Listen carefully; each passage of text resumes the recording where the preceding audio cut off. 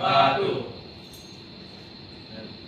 Puji syukur marilah kita panjatkan kehadirat Allah Subhanahu wa taala karena nikmat dan karunia-Nya kita dapat kesehatan sehingga mengikuti melaksanakan presentasi tugas Enterprise Accelerator ini. Jadi sebelum masuk presentasi kami akan perkenalkan diri kelompok kami dulu. Yang pertama yaitu saya sendiri sebagai moderator Muhammad Rahel Pratama, dan sebelah saya Saya Muhammad Zaki Nasra. dan saya Rahmat Fadilah. Saya Arif Maulana Rizadi. Saya Muhammad Sakif. Baik, kita akan mempresentasikan tugas kami yang berjudul menganalisis strategi bisnis berdasarkan visi misi dari PT Semen Padang. Baiklah, yang akan pertama akan yang dijelaskan oleh Arif. Pada Arif dipersilakan. Terima kasih kepada Rahel. Baiklah, saya akan mempresentasikan bagian pertama, yaitu pada profil perusahaan. PT Semen Padang merupakan perusahaan tertua di Indonesia dan Asia Tenggara yang didirikan pada 18 Maret 1910 di Indarung, Kota Padang, Sumatera Barat. Semen Padang ini awalnya namanya adalah NV Netherlands Indische Portland Cement Maatschappij, atau bisa disingkat juga dengan NIPCM pada masa penjajahan Belanda. Kantor pusatnya berlokasi di kawasan Indarung, tepatnya di sekitar 15 km dari kota Padang. Dan Semen Padang menjalankan visi untuk menjadi pionir industri semen padang yang berkelanjutan melalui inovasi teknologi, ramah lingkungan, dan efisiensi energi. Selanjutnya,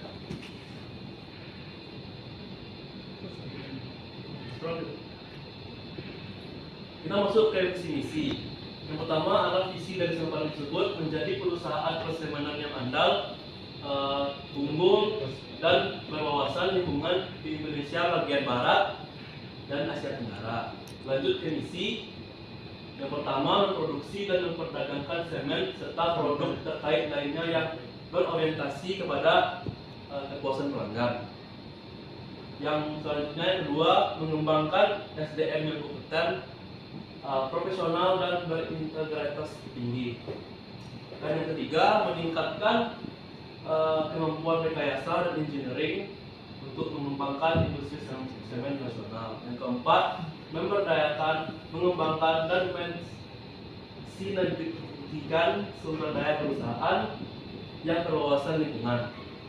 Yang kelima, yang terakhir, meningkatkan nilai perusahaan secara berkelanjutan dan memberikan yang terbaik kepada stakeholder.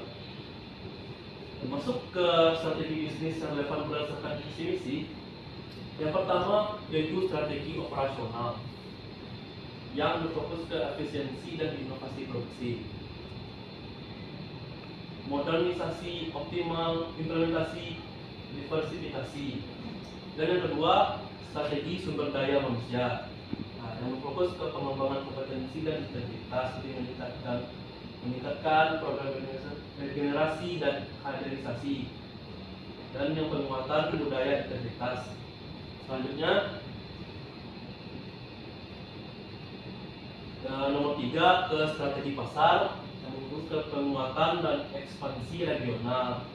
Fokus memperkuat ekspansi ekspor ke Asia Tenggara, membangun kemitraan strategis, dan yang nomor 4, strategi lingkungan, yaitu green dan sustainable industry. Yang kelima, strategi nilai tambah dan keuangan. Dan yang keenam, strategi sosial dan CSR. Masuk ke tabel strategic alignment model. Yang pertama, business strategy, fokus pada peningkatan daya saing dengan menekankan efisiensi produksi. Yang kedua, IT strategy, mengembangkan sistem informasi terintegrasi yang mendukung proses produksi, distribusi, dan pemasaran secara real time. Selanjutnya, organisasional, infrastruktur, dan proses. Dan Yang terakhir, IT infrastruktur dan proses pemanfaatan teknologi pendukung seperti jaringan komputer, CCTV yang berbasis computer vision, sistem SCADA. Selanjutnya, kita masuk ke tabel model strategic alignment. Di sini kita melihat adalah goal atau tujuan bisnis, yaitu meningkatkan daya saing dan berkelanjutan perusahaan dengan berfokus pada efisiensi produksi. Masuk ke bisnis strategi, meningkatkan keunggulan kompetitif melalui inovasi produk dan layanan berbasis digital.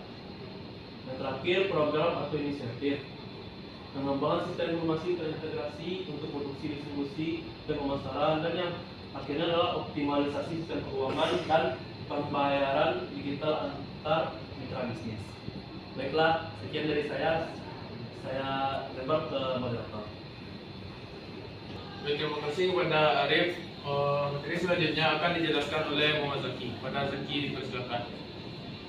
Jangan. Berhenti kan? Berhenti nak? Ya. Baiklah, terima kasih kepada moderator atas kesempatannya. Ya, kita akan masuk kepada arsitektur vision Tabrak OCA. Langkah pertama yaitu bisnis strategi dan bisnis driver.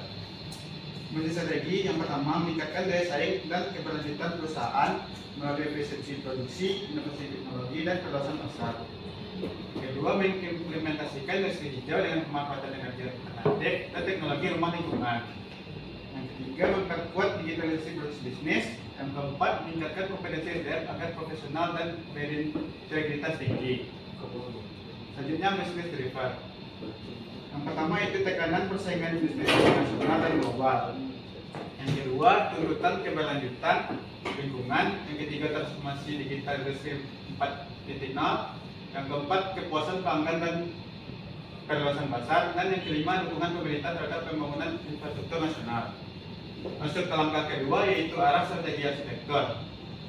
Arah strategi arsitektur difokuskan pada enterprise arsitektur yang mendukung visi dan strategi bisnis perusahaan, yaitu yang pertama bisnis arsitektur, yang kedua ada data arsitektur, yang ketiga aplikasi arsitektur, keempat teknologi arsitektur, dan yang kelima menjamin keamanan data dan sistem perusahaan dengan kebijakan akses dan backup digital teratur.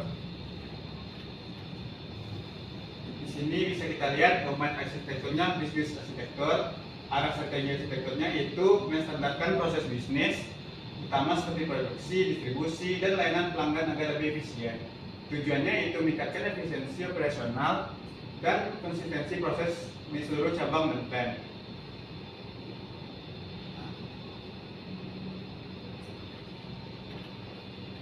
Masuk ke langkah ketiga yaitu stakeholder. Saya ambil dua contoh. Yang pertama, stakeholder yang pertama itu direksi PT Semen Padang. Peran pengambil bursa strategis, kepentingannya yaitu efisiensi, profit, reputasi, pengaruh sangat tinggi, komunikasinya itu rapat manajemen dan laporan strategis. Yang kedua, ada manajer operasional dan produksi. Perannya implementasi sistem produksi dan otomasi, kepentingan efisiensi proses, kualitas produksi, pengaruh tinggi, komunikasi, dashboard operasional, dan laporan harian. Masuk ke langkah keempat yaitu ruang lingkup proyek arsitektur. Ruang lingkup proyek arsitektur sistem enterprise PT Semen Padang mencakup 6 poin. Yang pertama ada digitalisasi proses produksi dan distribusi berbasis industri 4.0. Yang kedua, integrasi sistem informasi perusahaan.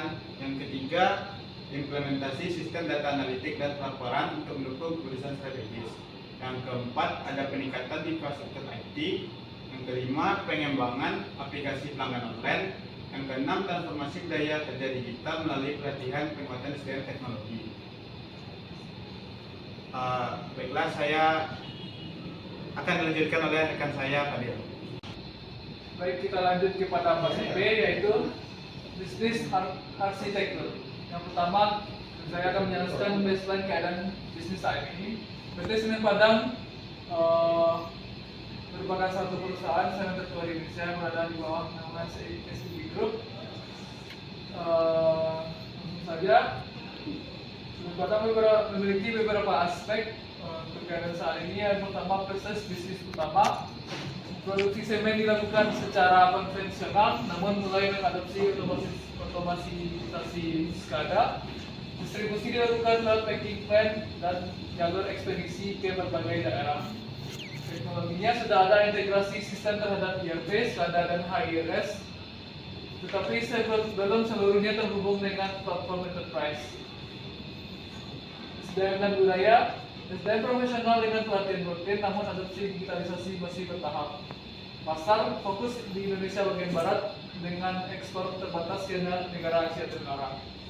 Lingkungan sudah menerapkan Green Industry dan CSR aktif, namun masih ada ruang efisiensi energi lebih lanjut dan digitalisasi laporan. Tantangan utamanya adalah persaingan ketat industri semen, biaya energi yang tinggi, tuntutan keberlanjutan, dan transformasi digital yang belum merata.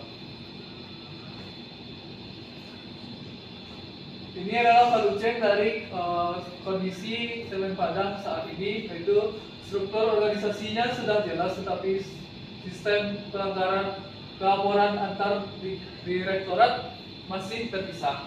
ERP mulai diterapkan di bagian keuangan, namun belum mencakup seluruh unit bisnis. Untuk human resource-nya, pelatihan dilakukan secara rutin, namun belum fokus pada digital skill.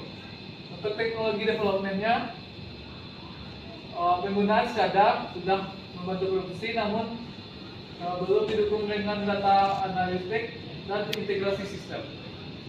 Dan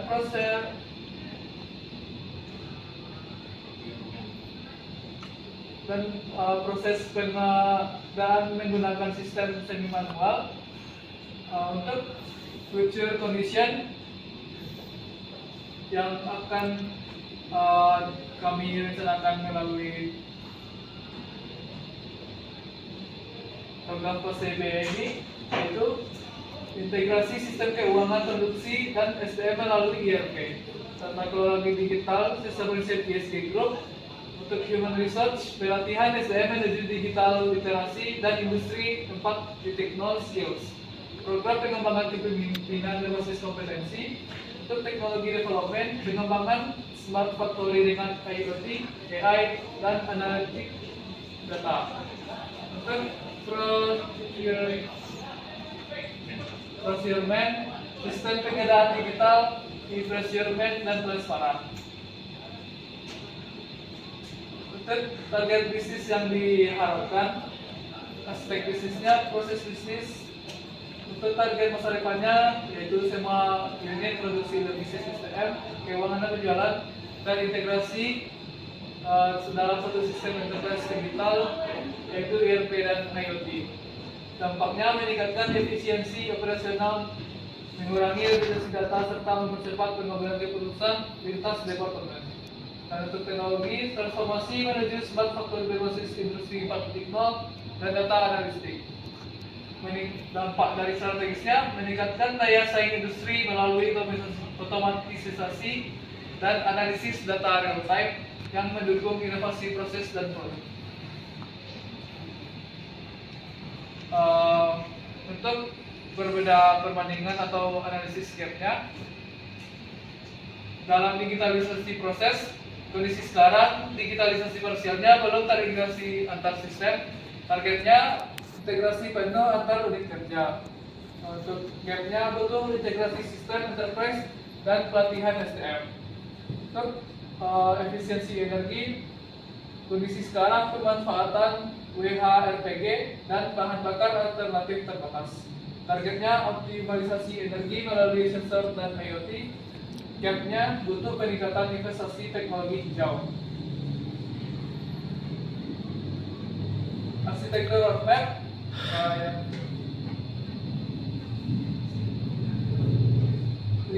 proyeknya yang pembangunan infrastruktur TI database terpadu.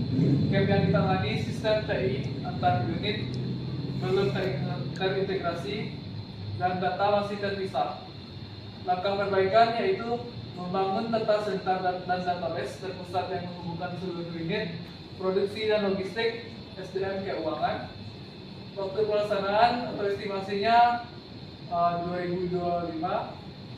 Prioritasnya tinggi, Dampaknya menjadi fondasi utama integrasi digital di seluruh area bisnis.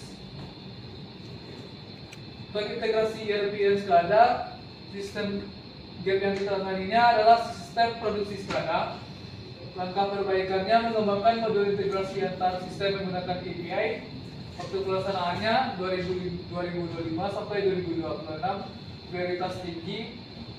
Dampak utama meningkatkan sinkronisasi data dan efisiensi operasional antar departemen. Untuk proyek implementasi IoT dan produk predictive maintenance di pabrik, gap yang ditanganinya pemeliharaan mesin masih reaktif belum berbasis data. Langkah perbaikan memasang sensor IoT di mesin utama dan mengembangkan sistem predictive maintenance berbasis AI. Untuk pelaksanaannya 2025 sampai 2026, prioritas sedang dampak utama mengurangi downtime produksi dan biaya perawatan yang kebanyakan.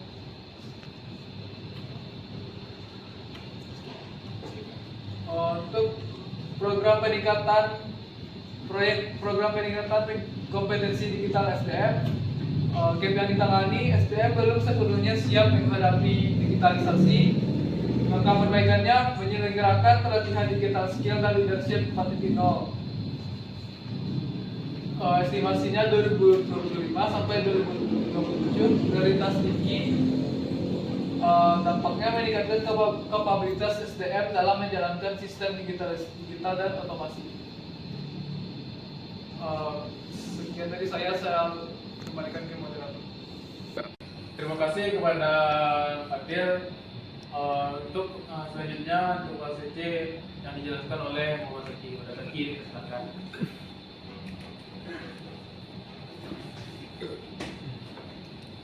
Baiklah, terima kasih atas moderator atas kesempatannya.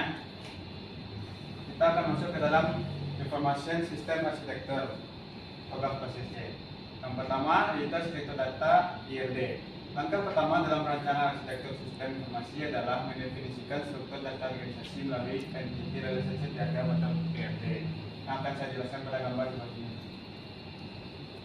Produksi dan IoT. Mesin produksi menggunakan bahan baku, berarti satu mesin produksi menggunakan satu atau lebih bahan baku. Mesin produksi dipantau oleh sensor IoT. Setiap mesin produksi dipantau oleh sensor IoT untuk data suhu, getaran, dan performa.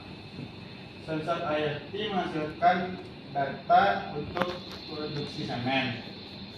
Data sensor digunakan untuk memastikan kualitas dan kuantitas produk semen. Mesin produksi menghasilkan produk semen. Produk semen dihasilkan oleh proses produksi mesin. Mesin produksi dicatat oleh maintenance LOG, dan berarti setiap aktivitas perawatan mesin dicatat dalam log maintenance.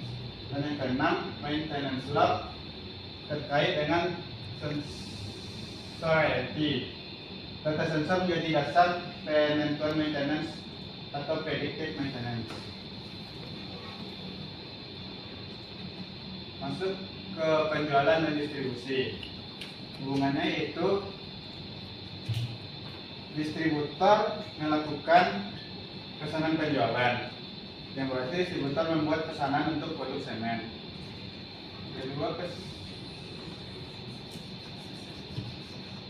pesanan penjualan memesan produk semen, yang berarti setiap pesanan berisi satu atau lebih produk semen. Yang ketiga, packing plan mengemas produk semen. Produk semen dikemas di packing plan sebelum dikirim. Packing plan memenuhi pesanan penjualan, yang berarti pesanan diproses dan dipenuhi oleh packing plan. Yang kelima, pesanan penjualan menghasilkan pengiriman, yang berarti setiap pesanan menghasilkan satu atau lebih aktivitas pengiriman. Yang keenam, pengiriman dikirim ke distributor, dan berarti produk semen dikirim ke distributor sesuai pesanan. Masuk ke yang ketiga yaitu SDM dan keuangan. Karyawan mengikuti pelatihan skill 4.0. yang berarti karyawan mengikuti pelatihan untuk peningkatan kompetensi digital di industri 4. Karyawan mengelola produk semen, yang berarti karyawan bertanggung jawab terhadap proses produksi, kualitas, dan distribusi produk. Produk semen dicatat dalam invoice penjualan. Setiap penjualan produk semen tercatat dalam invoice.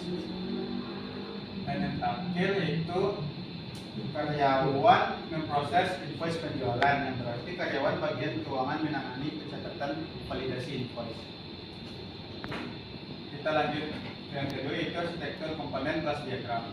Setelah struktur data didefinisikan secara konseptual, dilakukan penerjemahan ke tingkat yang lebih teknis menggunakan kelas diagram.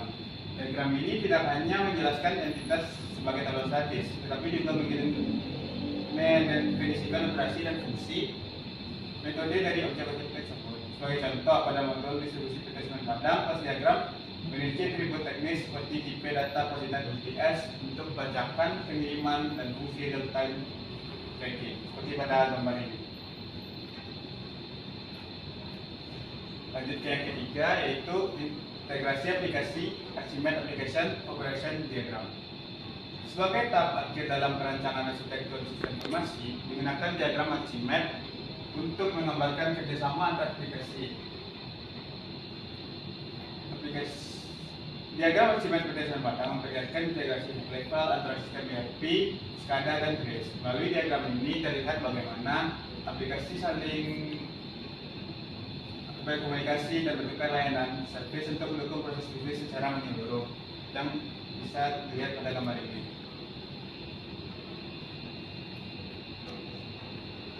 Baiklah, untuk materi selanjutnya saya kembalikan kepada moderator. 3. Baik, terima kasih kepada Zaki. Selanjutnya itu KCD yang akan dijelaskan oleh Fadil. Kepada Fadil dipersilakan. Baik, kita lanjut ke PCD. Yang pertama, baseline teknologi. Di dalam gambar ini, diagram baseline teknologi menunjukkan kondisi teknologi PT Semen Padang saat ini mendukung kegiatan operasional perusahaan. Layanan teknologi terdiri dari production monitoring, service, enterprise application support service, yang direalisasikan oleh beberapa sistem ERP sistem, SCADA sistem, HRIS sistem, database management system. Sistem ini masih berjalan terpisah dan sebelumnya belum terintegrasi.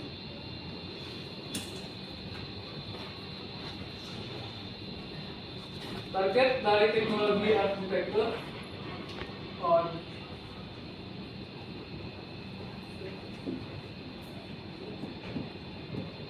diagram development target teknologi arsitektur berdasarkan pada menggambarkan kondisi teknologi masa depan yang dirancang untuk mendukung visi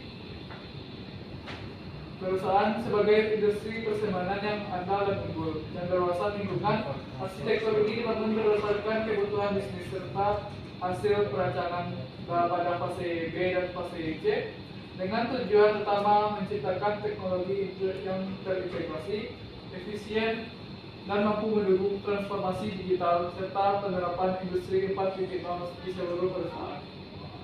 Dalam diagram tersebut, corporate headquarters berperan sebagai pusat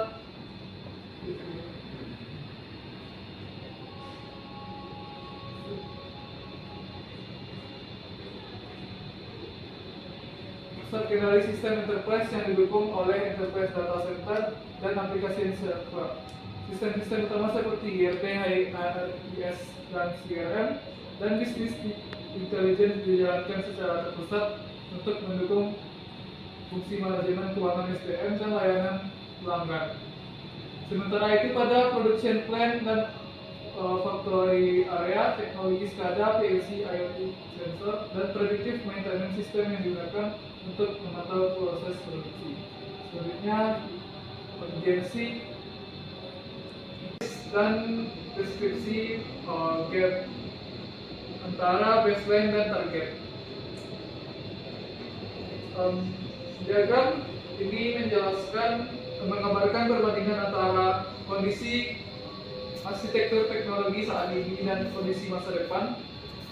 Diagram teknologi perusahaan yang mencakup sistem aplikasi teknologi data, jaringan serta dukungan teknologi produksi. Dengan adanya analisis gap ini, perusahaan dapat memahami area teknologi mana yang masih belum optimal dan perlu dikembangkan agar selaras dengan strategi bisnis dan transformasi digital.